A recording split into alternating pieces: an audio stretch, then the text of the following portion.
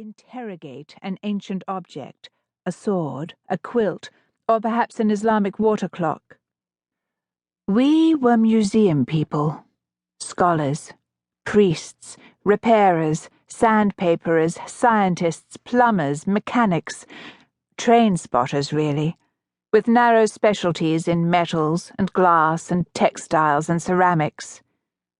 We were of all sorts, we insisted, even while we were secretly confident that the stereotypes held true. A horologist, for instance, could never be a young woman with good legs, but a slightly nerdy man of less than 5'6", cautious, a little strange, with fine blonde hair and some difficulty in looking you in the eye. You might see him scurrying like a mouse through the ground-floor galleries with his ever-present jangling keys, looking as if he was the keeper of the mysteries. In fact, no one in the Swinburne knew any more than a part of the labyrinth. We had reduced our territories to rat runs, the routes we knew would always take us where we wanted to go. This made it an extraordinarily easy place to live a secret life, and to enjoy the perverse pleasure that such a life can give. In death, it was a total horror. That is, the same, but brighter, more in focus. Everything was both crisper and further away. How had he died? How could he die? I rushed back to my studio and Googled Matthew Tyndall, but there was no news of any accident. However, my inbox had an email which lifted my heart until I realized he had sent it at 4 p.m. the day before.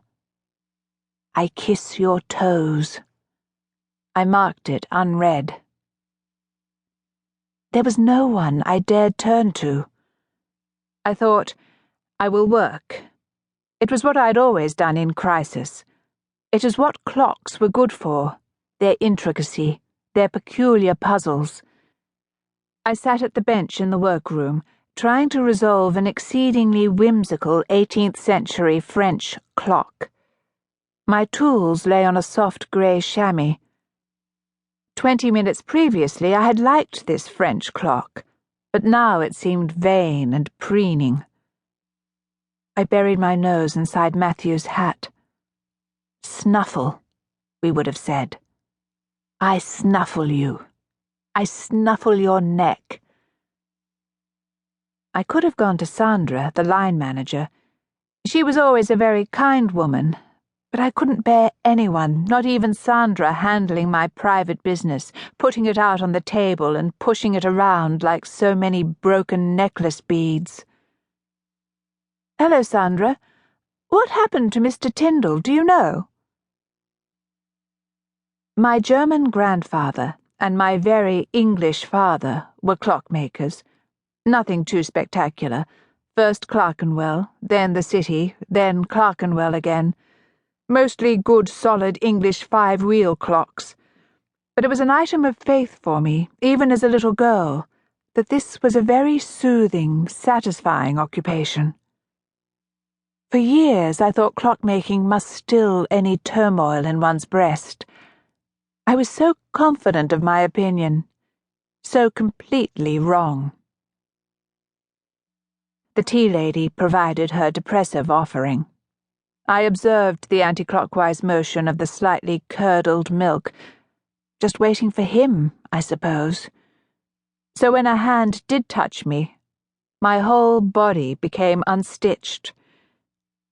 It felt like Matthew, but Matthew was dead, and in his place was Eric Croft, the head curator of horology.